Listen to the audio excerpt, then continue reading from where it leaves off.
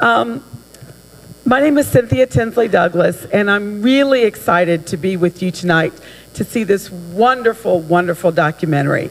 I had heard about this several months ago and was so excited to be asked to be part of this that it was really hard not to get a sneak peek before I came here tonight. My background, and I'll let all of our panelists talk, is I was in television news for about 18 years. Many of the reasons that I got out of it, you heard tonight. But it is a great conversation to have for women, men, and particularly our young women, of which I'm glad to see are here tonight. So I wanted the panel, yes, very glad you guys are here. So we're not going to solve the problem in one night, but I think conversation and realizing that we do have a power. In television news, and a lot of people, you know, fail to use their power all the time, you don't have to talk to the media. You can say no. You can also call the media, tell them you don't like the way a story is being portrayed. You have a voice, and if they feel like your voice can impact dollars, you'll be listened to. And strength in numbers is very important in the media. So let's introduce our panel. I'm so glad you guys are here to have a great perspective. We have women here from publishing, from politics, to medicine. So I'd like to ask each of them to introduce themselves right now, and we'll get the conversation started. Hi, I'm Stephanie Davis. I'm the Executive Director of Georgia Women for a Change. I'm probably the only professional feminist on the panel in that I get paid. I actually get paid to be outrageous. Yeah. And I have the privilege of knowing a lot of the fabulous women that were in this film tonight. But we are a unified voice for progressive public policy for Georgia's women and girls in the state legislature. We just passed two great bills 2 years in a row against human trafficking. So I know a lot about pornography. I'd like to talk about pornography tonight, and I'm thrilled to be here. Can everyone hear me? So I'm Dr. Tasneem Bhatia, and we founded and own the Atlanta Center for Holistic and Integrative Medicine, but I've been in medicine for over 15 years. And at different points, whether it's speaking about integrative medicine or women's health or pediatrics, which are my big platforms, I've been in the media, first with CNN, and now more with the Today Show and the Dr. Oz Show and other media channels. And it's interesting to watch this and to also know some of the experiences that I've had. And one of the comments, as more opportunities come my way, is that we have yet to hear about women's health from a woman. We hear about it from a lot of different males, but we yet to hear about women talking about it. So it's interesting to see how all of this will come together. So thanks for having me.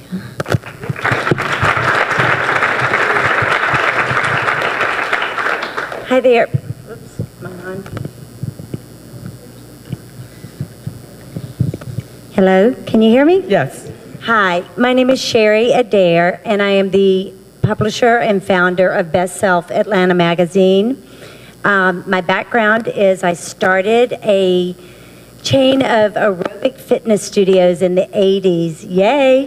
And during those years I had 26 fitness studios and employed about 300 women. Since then I've been in media. Since 1990 I started with a magazine called Atlanta Sports and Fitness Magazine.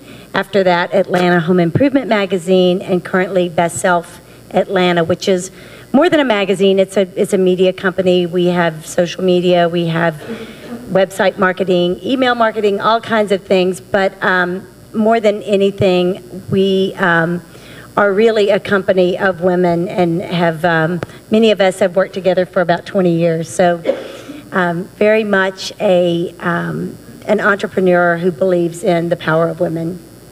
Thanks, Sherri.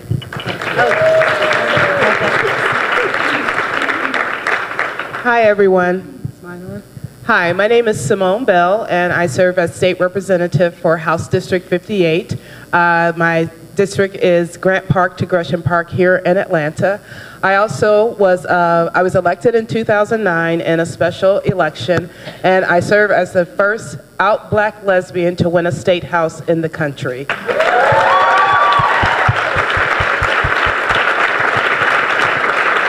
So So I guess that's why I'm here. Let's see, so I'm not in media, but I get covered a lot by the media, and a lot of what you saw in the film this evening is a lot of what I experienced as a woman in power in the State House, in politics with straight white men. So I'm excited to be here to tell the story, and thanks so much for having me. Thank you for being here so much. We also have people that will be roaming around, I understand, with a mic. So in the back, Bonnie's got it in the back. So if you have questions, please just raise your hand and she'll come to you and we'll get to you, because this is not something we just want you to listen to, but we want you to definitely participate. I want to start off, I guess, the discussion by asking each of you, what was the most poignant takeaway for you in watching Misrepresentation? I know for me, I never made the correlation between as women get more power, there is some sort of backlash. And I think we see that in reality television. I mean, every week, every night, you can find women and they're all together, but then a cat fight will break out, or somebody's calling somebody a bitch, or somebody, I mean, it's crazy. And so I never really made that connection until it was there in front of me in the film. What about for you? What was your most poignant? I think that's a great point, actually, and that this war on women that we're hearing so much about, someone recently characterized as the last groans of a dying patriarchy, that what appears to be a rolling back of our rights, the fact that we're still debating contraception, and much less a woman's right to choose a safe and legal abortion in this country. It's 2012. Whoever thought that we would have worked so hard and gotten to this point where our rights are being rolled back? And it does feel to me, certainly, and I think the film, which talks about the media as the sort of the bellwether for the culture, the rest of the culture, does describe this incredible backlash that you very well named, as being the signs of a dying culture, that hopefully women, as we are now know we're the majority of law school classes and college graduates. Medical school classes. Yes, and are taking office, although our numbers are declining dramatically, especially here in Georgia. But the pendulum will swing, and we must be outraged by what we saw tonight in this film, and we must act. 2 nights ago, Gloria Steinem at the Gloria Awards for the Ms. Foundation said, "Leadership is about action. People watch what you do," and we must remember that. I think for me, a couple of messages. First of all, you know, in pediatrics, we talk all the time about how images affect our children and how they shape the decisions our children will make. And just seeing these over and over again, and also the realization that children now are more connected to media than they ever were before. I mean, they have the internet, they have phones, they have all types of things that we never had exposure to. And just watching personally, I mean, I have 2 children, they're 4 and 3, one's a girl, one's a boy, and watching how early these images are setting in, even now, with my daughter trying to do certain things to her hair because somebody doesn't look a certain way, or my son, you know, acting more aggressively because he thinks it's okay to do that. So again, and even cosmetic companies, they're totally, targeting right. You know, age 11-year-olds. And I think as a parent, it's just really important to remember that these things, first of all, these images set in very early. The behavior patterns set in super, super early. And I know that parents try so hard to do their best, but you know, if we can't control the message here, turn it off. Get rid of it. Why is there a TV in children's bedrooms? You know, why do they have cell phones when they're very, very young? They don't need those things. I mean, my daughter has already figured out before me even how to go onto YouTube on my iPhone. It's almost like they're and to born download with that videos. knowledge. Exactly. We're like, how did you figure this out? You know, Right. so I mean, they don't need access to these things. Teenagers don't need a television in their room. I mean, to me, that's ridiculous, you know? So, I mean, you don't want them exposed to these images over and over and over again, because it does change your perception of yourself and the way you're going to behave and what your aspirations will be in the future. So for me, that's the biggest take-home message, is that, yes, the content is bad. We need to change the content, but at least within our homes, and for me, my patients, and for whoever I come into contact with, can we at least just get rid of it so it's not, you know, inundating us over and over again? And isn't there like a numbing that that happens? I think so. It's just like you see it so much, you really can't. Well, it doesn't move you either way or the other. Exactly. Well, she said it in the movie, that it becomes embedded in your subconscious. So when you go to make a decision about what to wear, or when you go to then make a decision about what career to choose or what mate to choose, these things are embedded in your subconscious so deeply that you're not even aware at some level that you're doing it, because you've seen it over and over and over again. So we know from psychology, we know from brain health that, you know, if you want to change behavior, you have to change what you're exposed to. So it really just needs to be shut off until we get to the point where, you know, we have some good content that we can view and watch and not be concerned about what the long-term effects are. I know that, Sherri, your perspective may be a little bit different because you create messages all the time. So there is a power in being able to control your own media, so to speak. After I left television, the first thing I did was publish a magazine because I felt that there was something out there missing. And to be able to do that, it's very powerful because you know when you create the message, that really tells a lot about not only what you believe, your philosophy, but it also shapes what other people think. By being able to hear your message. Yes, and I think for Best Self, for example, it's been a part of the challenge we have is we are truly trying to tell stories of real people, real women, and a lot of our competitors are still, you know, it's the beautiful women that have flawless bodies, and when we go to approach our advertisers, they have expectations of having those type of women represented in the magazine. So it's a little bit of a challenge, and there have been times where, you know, it's a struggle as a publisher wanting to make the right decision and stay true to your message, but having constant backlash from the advertisers wanting to portray women in a certain way. So it's a struggle. There's no doubt about it. Tell me about the part in the movie that touched you or reached you think the most. You know, I keep tying it back to my daughter because I have an 18-year-old daughter, and as much as I would think that she would take a lot away from me. I've been an entrepreneur since I was 23. I'm fairly, you know, pretty independent in terms of how I manage my life. The other day I said and there's no getting our daughters away from it. It's everywhere. It's the intensity of the messaging is so pervasive that it's unbelievable. You almost think that, I think the message I took away was, wow, this old, you know, man guard that's still there, that's making the decisions, the 17 out of 18 on the boards of these big corporations, they're controlling the messaging. And it's almost they're making their last stand because the messages are just coming so intensely. And I asked my 18-year-old daughter, I'm like, you know, tell me, you're about to go to college. What do you want to be? Well, I'm going to marry well. And I'm just thinking, are you kidding me? Mm-hmm. Are you kidding me? How can you live in the house with me and you say that to me? And, you know, she's worried about her tan and her bathing suit. And it's just because that is that subconscious message that has been embedded in her, no matter what it's the peer pressure kind of thing. Yes, it's that Jersey Shore mentality, you know, laundry, tan, and all whatever else, drunk, you know, whatever. Yeah. And you hate to say that. I mean, I have a daughter too. I have two daughters, one's 26 and one's 17. So I kind of see that. My older one is kind of past that phase, but my 17-year-old is very much influenced by all that. She wants to look good. She's a size 6, 8. I mean, she thinks she's fat.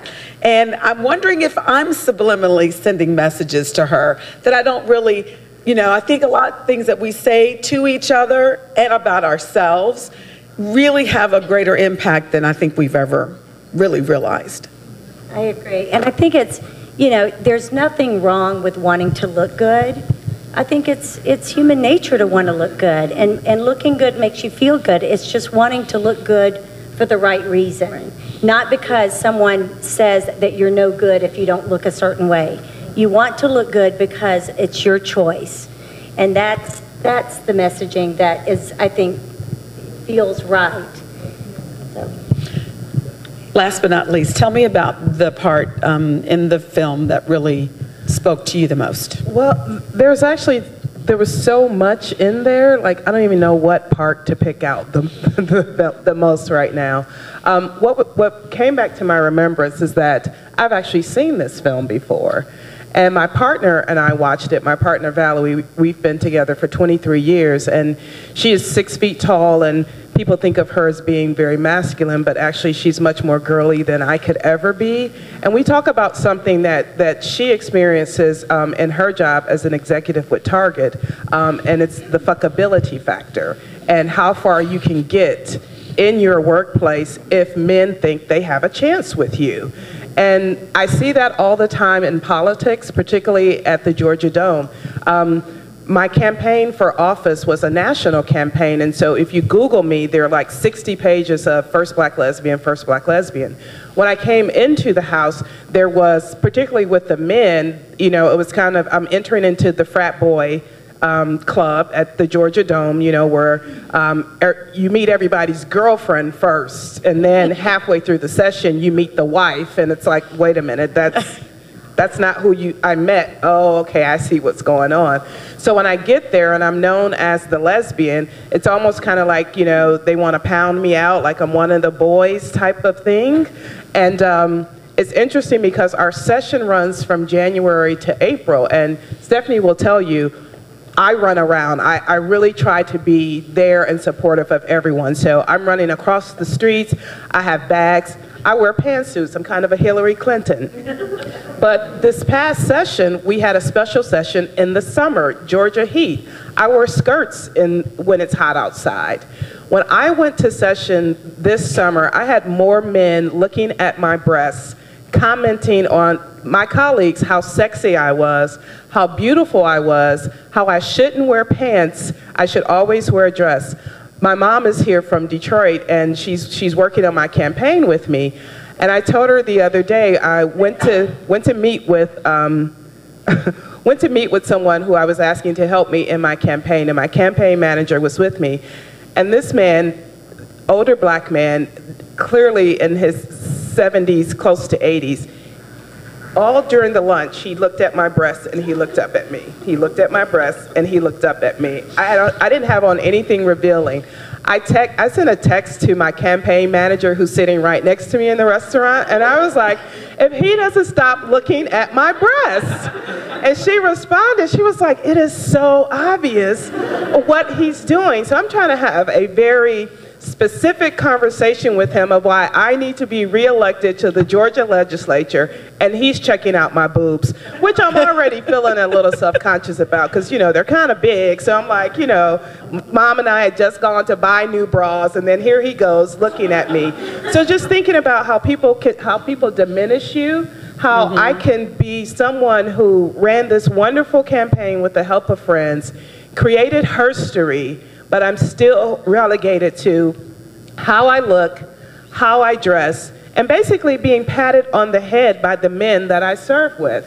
I think also in the film is looking at how women in leadership in politics are looked at. We're expected to work on women's issues. Well, I'm a firm believer that every issue that we deal with at the state capitol is a woman's issue. If we're talking about taxes, that relates to women. If we're talking about energy, that's a woman's issue. Everything, and I believe that about lesbian, gay, and bisexual and transgender people. Everything that we deal with at the state capitol applies to everyone. But you know, they want to place us on children and youth committees, which I don't have a problem being on, but I also want to be on Ways and Means, which determines where the money goes that gets to the women and children. So looking at this particular film, and sitting here today and being reminded of where I am right now in this campaign, because I'm at the point where I'm like, okay, why am I doing this again?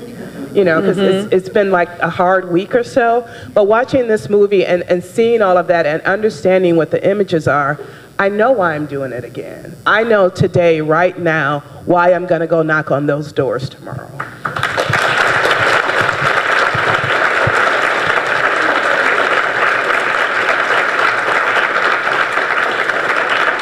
You brought up a very good point about talking about Hillary Clinton. I think it was just this week in Yahoo, you know how they have the trending topics of Yahoo. It was a whole article about why does Hillary look so bad when she's, her hair's not done, she doesn't have much makeup on. Oh yeah, she looks really just haggard and worn, and she's, you know, it just unnerved me that that's what it was an entire article. It was one of the top trending topics on the internet. So, I mean, it's kind of hard when you're saying just what you said, why you're running, and then to have it contrast with something like that. And she's Secretary of State. Right. I mean, you know, not like she's got a lot of other things to worry about.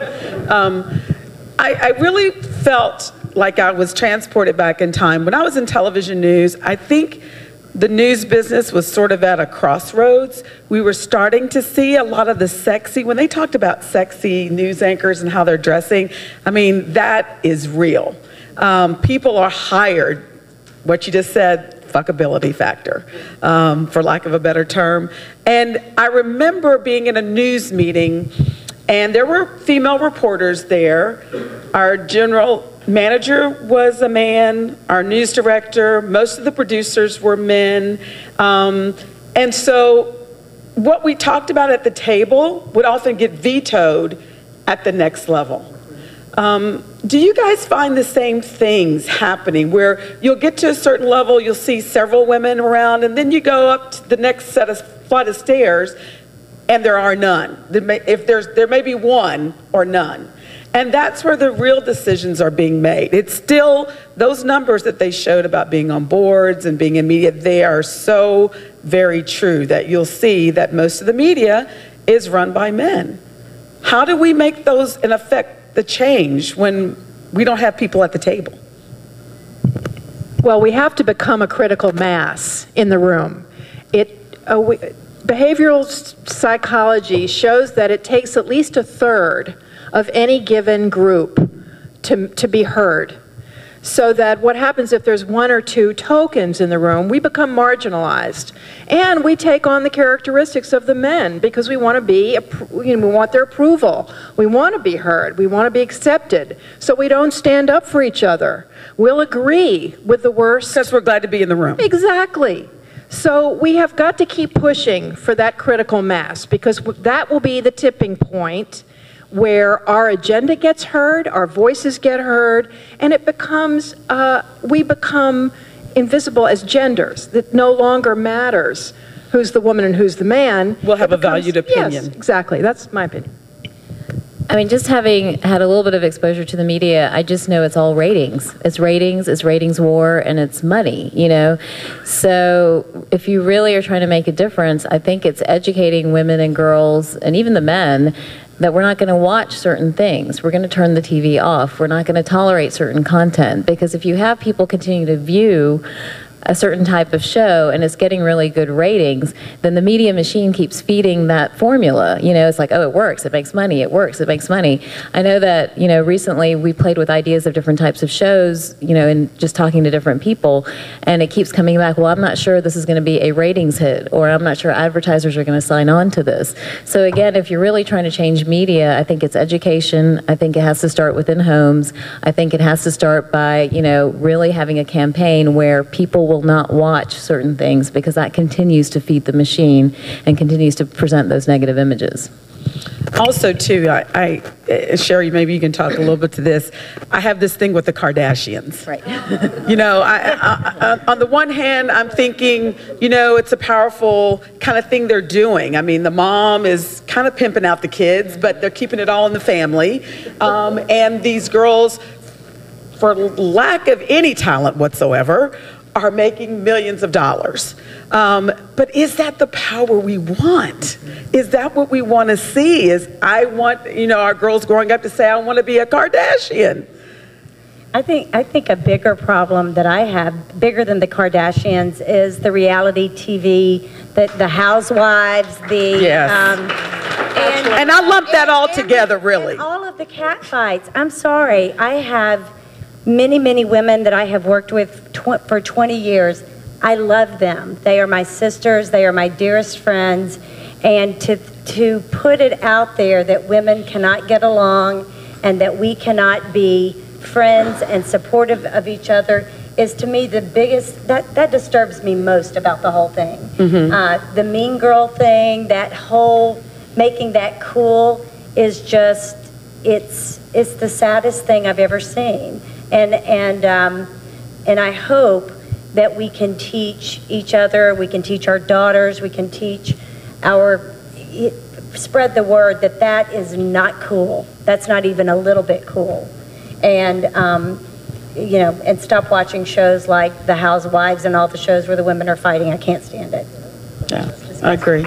Did you want to add something to that, too? Yeah, I want to make my pitch for women running for office. I think that is the only way that we're going to change what happens within our government. A lot of times, you know, it's women are too easy, we're too emotional, we can't make hard decisions, but that's not the case. When women at the Georgia legislature, both the House side and the Senate side, when we get together, we can come up with solutions to things. The problems that we have is we're not appointed as chairpersons of committees. So we can be on the committee, but they're only going to put 1 or 2 of you on the committee. First of all, there aren't that many women to choose from to even get on a committee.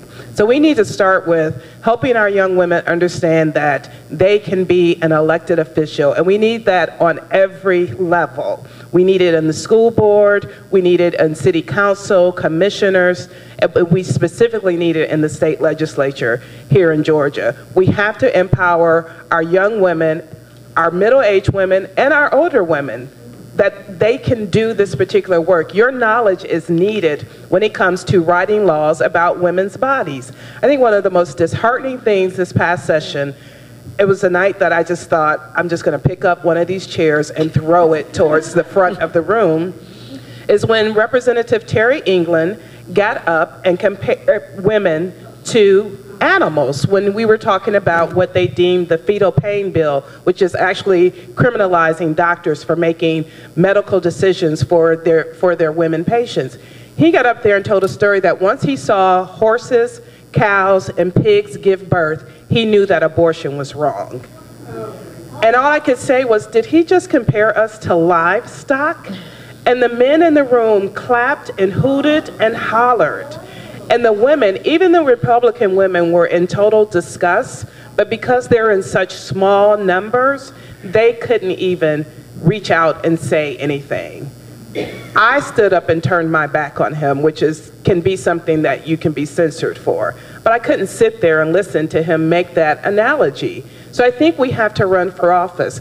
And I think that we have to use our voice, like you're saying, with media. The last session, because women have always been under attack in the legislature, the Right to Life put up billboards in predominantly black neighborhoods with black babies on it that said endangered species. And it was CBS that put these particular billboards up. The message that they were saying is that black women abort babies more than anyone else does, so let's target the black community.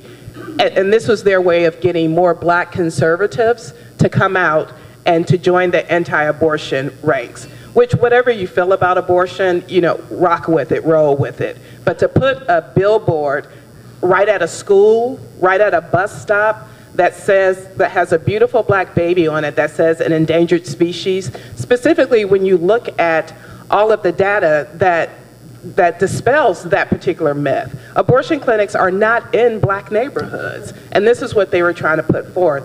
As a legislator, I was able to call and say, this is in my district and I want it taken down right now. CBS wasn't willing to do it, but we did the critical mass across the state to say, we don't want these billboards in our communities, and they went away. So we need to have women who can be in the place of power, because you can call, but they may not listen to you. If I say I'm State Representative Simone Bell and I'm a woman, that gives me just a little bit more leverage. So run, y'all. Talk to me. I'll tell you how to do it. You make a good point.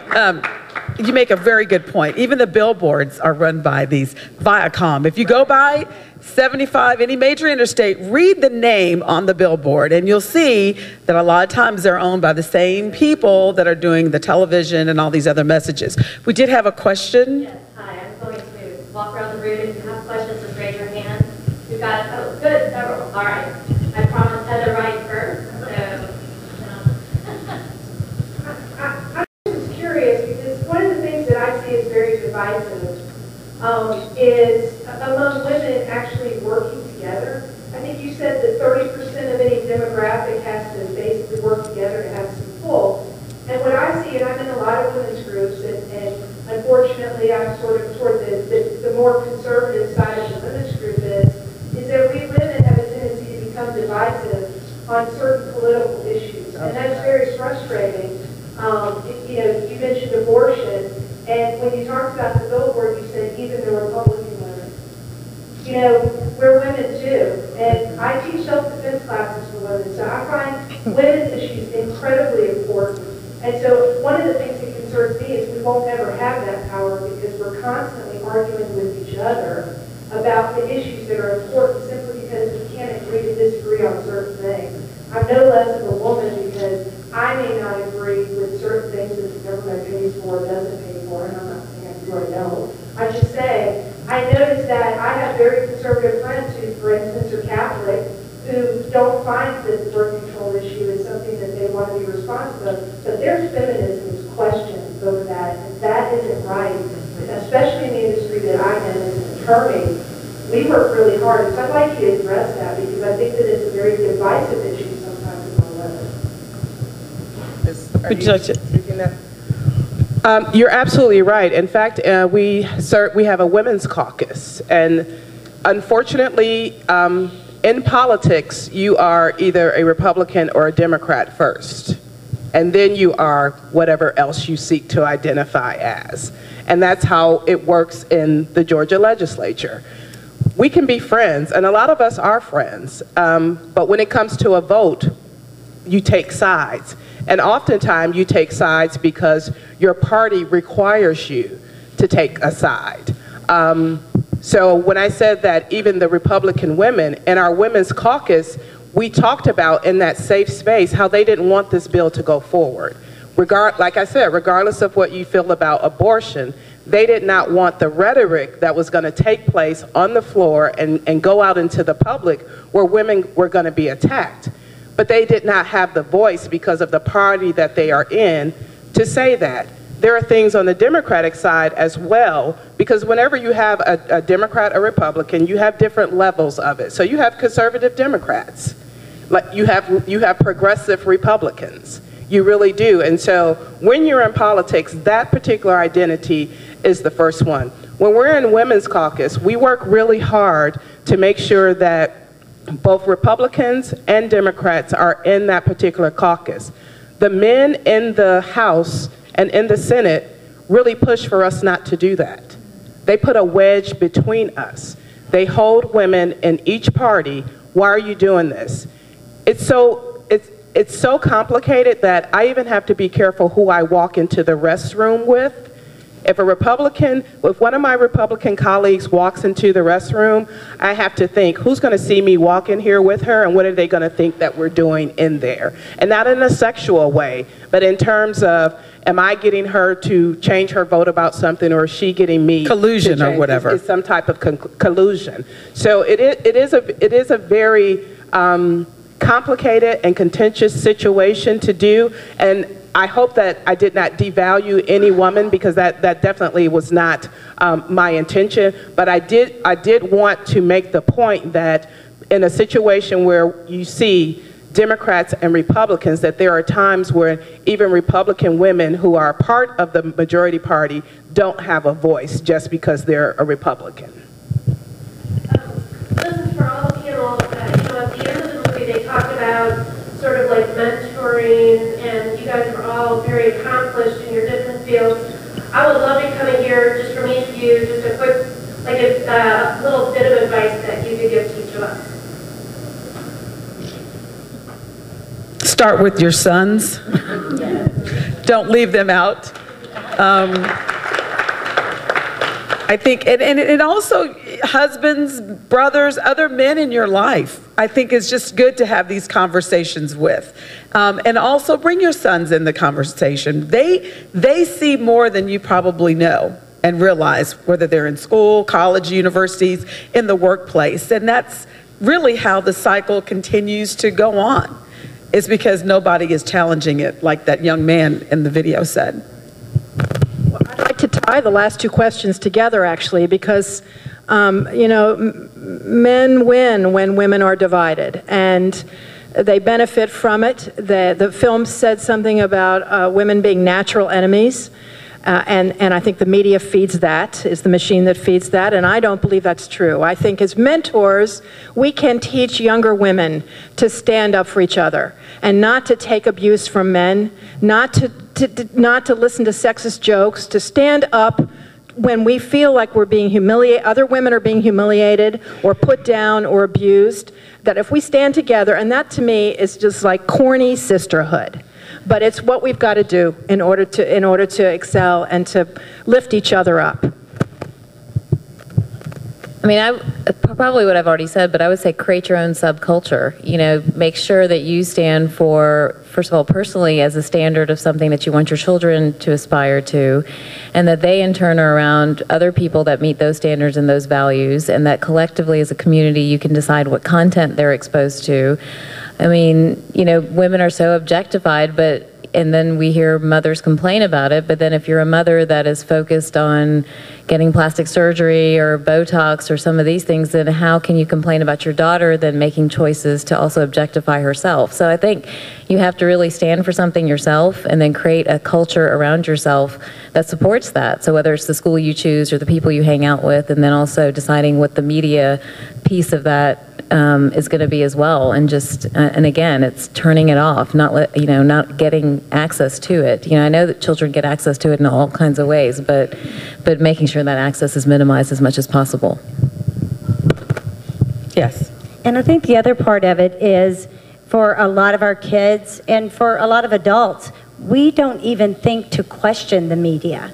It's just, it's taken as, you know, face value.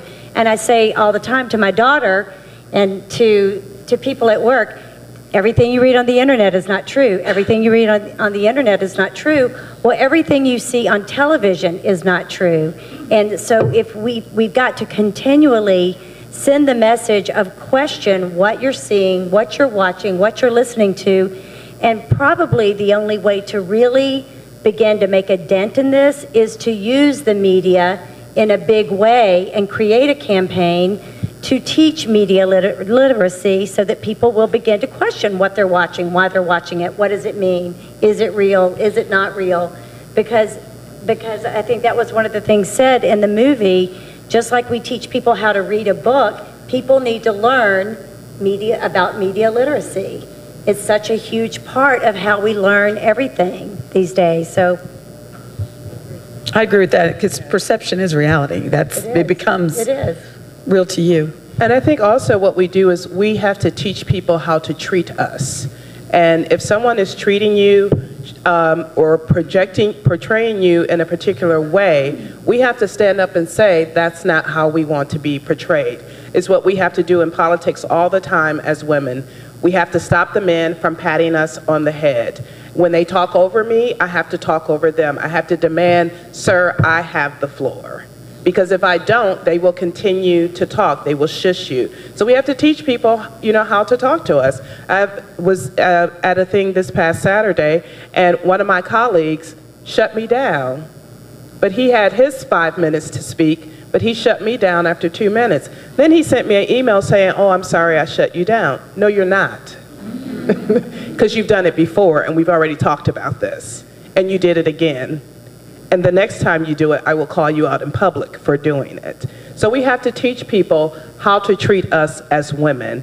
But in order to do that, we have to know our own self-worth. And that comes from doing our work for ourselves and then sharing that through a mentoring situation with other younger women. Take someone, even if you have daughters, take someone else under your wing. Because we have a lot of young people out here who don't know they don't know how to love themselves, because what they're seeing on TV, they think that that's love. So share what you have with as many people as you can.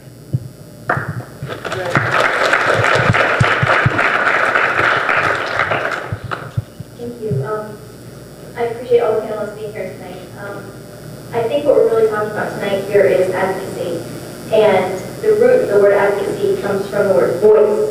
And so I'm wondering, kind of in a two-part question, if you could share sort of part one, what's happened, what are some examples about things that have happened when you've shared your voice or when you've been an advocate, the kind of the pushback that we might get, because as productive advocates, we know there's going to be pushback. We know there's going to be the negative backlash. And so if you could share a little bit about kind of the backlash that you might get, but also if you would mind sharing some of the benefits and the rewards and some of the real joys in advocacy.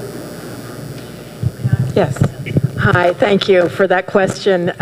You know, I wake up every morning and ask myself, how am I going to change the world today? And tonight is my way. So thank you for this opportunity again. But 12 years ago, I was seized by the throat with the issue of child prostitution in Atlanta, and it will not let me go. And so I went charging into the legislature in 2002, when the pimping and pandering of children in Georgia was a misdemeanor paid but with a $50 fine. That law was changed that year through the help of women who got together and changed that law here in Georgia. I thought the problem would be solved, but it was far from over. And as many of you know, Atlanta in particular continues to be a hub for child prostitution in particular, but all forms of human trafficking. We went back, Georgia Women for a Change went back and tried to set a minimum age for prostitution in Georgia. And we were accused of trying to legalize it so that children who were being arrested and treated like criminals could instead be redefined as victims and given the services that they needed to turn their lives around and be treated with the dignity and respect that they deserved. But we were thrown out of the General Assembly for putting the words child and prostitution in the same sentence, because those men don't want to think about that, right? And we came back after that failure and instead came up with a new vocabulary. We called it human trafficking, which is now the popular lexicon, and lo and behold, the needle had moved enough so that that conversation could be tolerated and in fact embraced by members of both parties. Amazingly, it's the first time I have found common ground as a feminist with both parties in such a tremendous way. And over the last 2 years have made tremendous headway on this issue that has again been embraced by both parties. And we have a new human trafficking law in Georgia that enhances the penalties for traffickers, pimps, and johns, provides a way out for victims, minors as well as adults, and foreign nationals. And this year just passed a law that will provide for a joint House-Senate study commission to look at a full array of services for all victims of trafficking in Georgia. This is huge. Now, I cannot tell you how gratifying this is to have moved so far on a horrific issue that had no name, that people did not want to hear about, men particularly, because it implicated them. It implicated them. It's been amazing. It's great. It's my story. Were you ever concerned about backlash? Because I know that part of what you said was backlash for coming out and speaking up and sharing your voice. Personally, my telephone number and name was put on the website of a big pimp in town. I was working for Mayor Shirley Franklin at the time as her policy advisor on women's issues and running the Dear John campaign. My friend Kathleen Kelly is here, who produced the Dear John campaign. And it was pretty scary. So that was a personal backlash. Mayor Franklin put security detail on me so that I was surrounded by some protection. But there is backlash because we're speaking out for women's rights, and that makes a lot of people very nervous. I'm going to just interrupt 1 second. We only have 5 minutes left before we have. I know. Oh my goodness. Like me, I'm the messenger. So what I think we should do to expedite it, we've got some folks standing in line. If they're going to ask a question, let's quick. I hate to cut people off, but one of you respond, you know, as briefly as possible. I hate to cut off and, you know, stifle the voice, but the only way I can think of is we'll see how many people we can get to in the next 5 minutes. Thanks. Okay, I'm going to try and go fast now. I'm raising a 13-year-old boy, and everybody, and it was alluded to in the movie and it's alluded to a couple times here about how important it is to get boys and younger men involved in this and for them to have an understanding of these issues. But there's kind of been no practical suggestions about how to do that. It's hard for me, for a 13-year-old boy, to pull women and have them feel engaged and in any meaningful way. So do you have any thoughts on how to get boys involved in the political process in what are considered women-centered issues, so that they can start being the next generation making an exchange? Can I take? My partner and I are raising our 3 nephews, 21, 19, and 14, and we've been co-parenting them with their mom since birth. What we do is we take them with us. When we go to rallies. And sometimes they're the only boys there, and we have the conversation with them. We talk to them about, particularly the 21-year-old right now, how are you treating your girlfriend? How do you treat her mother? How does she talk to you about your mother? It's about having the conversations. When we're outside playing basketball with them, we're talking to them about how they should treat women. Why is this happening? When their friends are there, we're also having a conversation when we're playing video games with them. So engaging them on their level with where they are. We don't talk the big feminist words with them about patriarchy and women-centered so-and-so. You know, it's, you know, when you see a girl and, you know, if you're going to go out with her and if you don't like her, then don't go out with her because you will damage her. You know, if you don't like her, break up with her. Don't start dating someone else, you know. So that's what we've done with our young men. And I think we're doing a great job. It's hard. It's complicated, but everything we do is hard, and we win as women. All right, thanks. The other request I've had, the panel is willing to stay a little bit after the formal conclusion. Perhaps folks that still have questions, some of them are probably not in line, you know, come up and talk with you. Maybe we can do that too. All right. Thanks. Hi, thanks for being here. My name is Stacey Singer. I am with Girls Rock Camp ATL, and we are fighting this fight on the front line. A lot of the things that you saw in this movie today, we do workshops with young girls ages 10 to 16 on media literacy, image and identity. We do self-defense. And unfortunately, they come up at 10 years old, by then a lot of times it's kind of too late. So what I'm wondering is if anybody knows of a person or a collective, an organization on the local level that is organized to minimize damage from the beginning. Like, are we holding our local media outlets responsible? And if not, can we start? I'd like to volunteer my organization and myself to start talks and dialogues after tonight, and with anybody who's interested to maybe start holding some folks responsible. So does anybody know of anybody who's already doing that?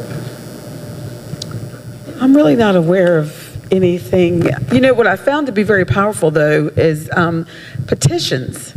And now you can get them online. And you can get thousands and thousands of signatures.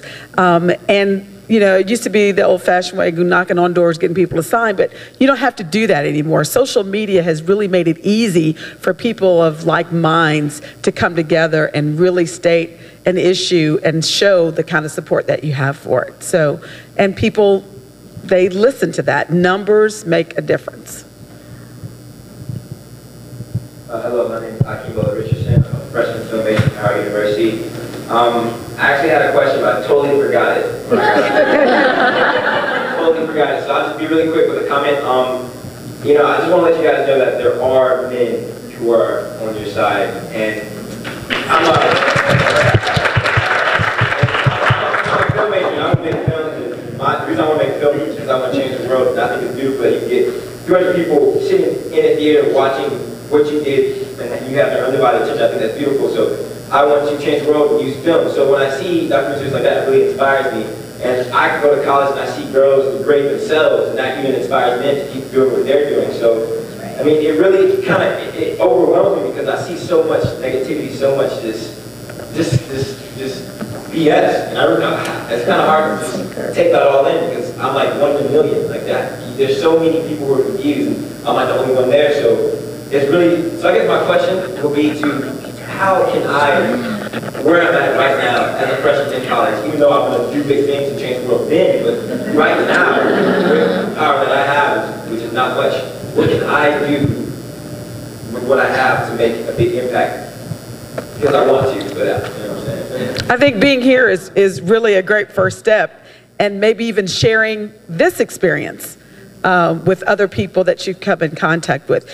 It must be very difficult in many ways in your position, considering just like what you said, so many women, we allow this to happen to ourselves. We initiate it. And it must be very, very hard if you want to tell somebody, you don't have to do this.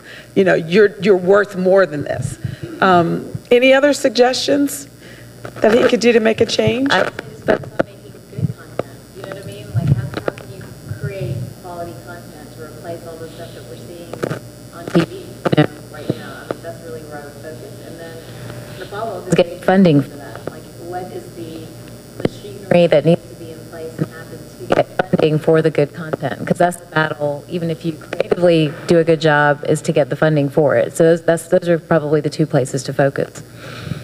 And I would say to stand in the power that you have, because you are powerful in the fact that you want to do it. Right. So don't think in terms of you're not powerful right now, because the fact that you can speak power to truth, that you can stand in this room of women, shows that you have power to stand in solidarity. So when you go in to ask for that funding, be confident in it. Don't play yourself short.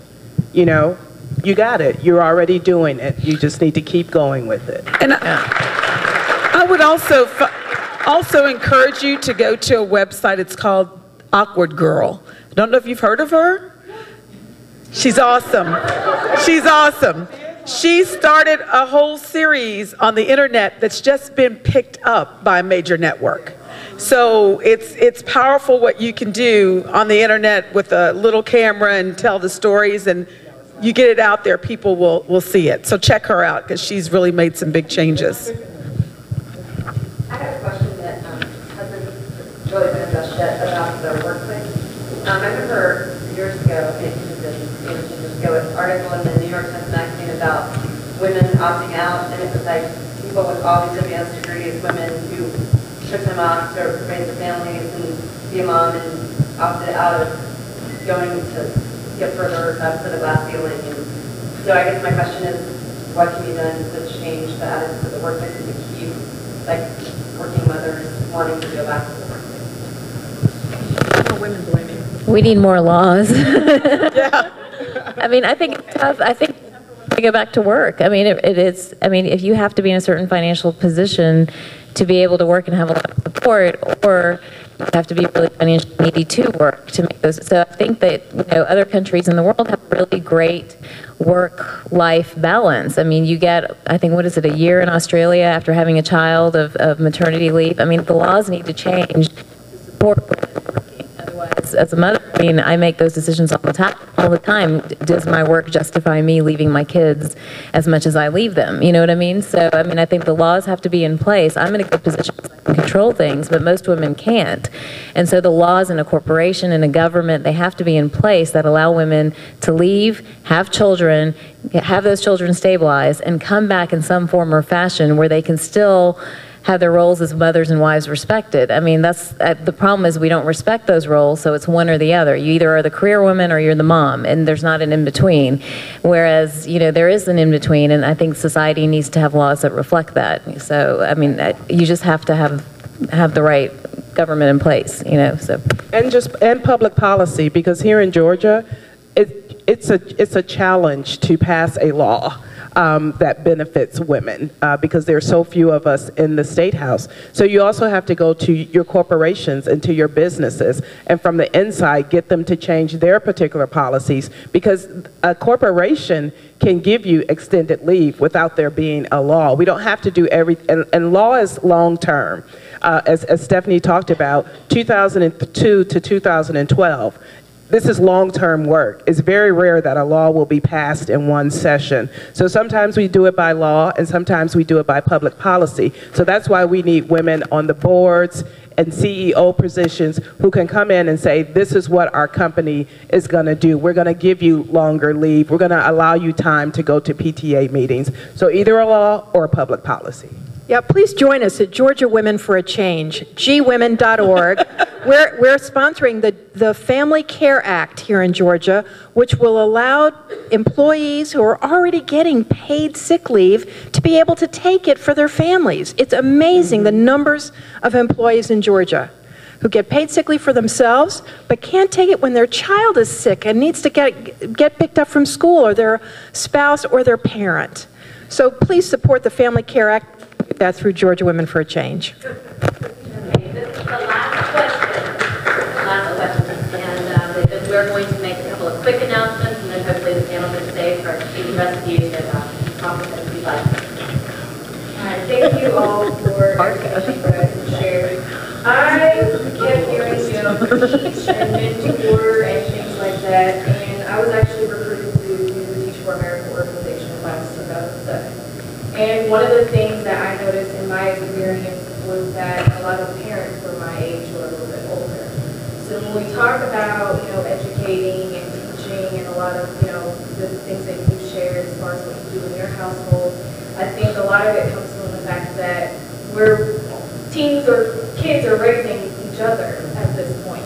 So, and the second part of that is also that the curriculum is pretty much academic driven. There isn't a lot of flexibility for teachers to talk about life skills and media literacy or character education or self-esteem building, or the things that we as women or young males, as we discussed, need to know to be successful, well-rounded individuals.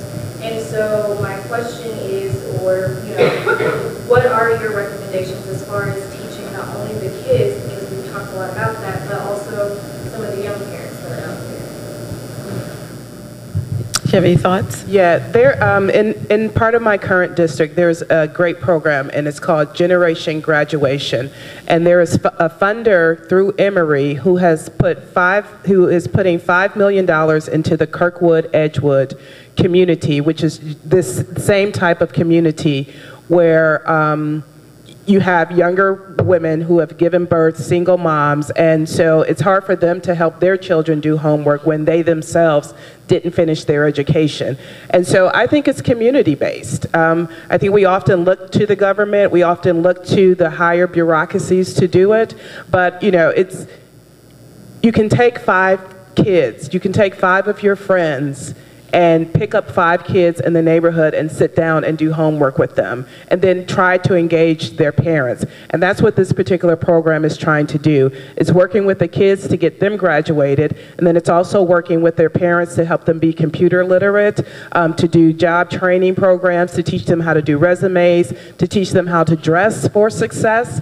And so we need people who have the resources to come back into the community, because often, we get our degrees, we leave, and we don't come back in. So finding that way where you can make a small change, and then that inspires someone else to be able to make that change as well. That would be my recommendation. All right, thank you. Thank you so much for being here. Thank you, panelists. I really appreciate your insights. And I'm going to turn it over to Paige and Faye.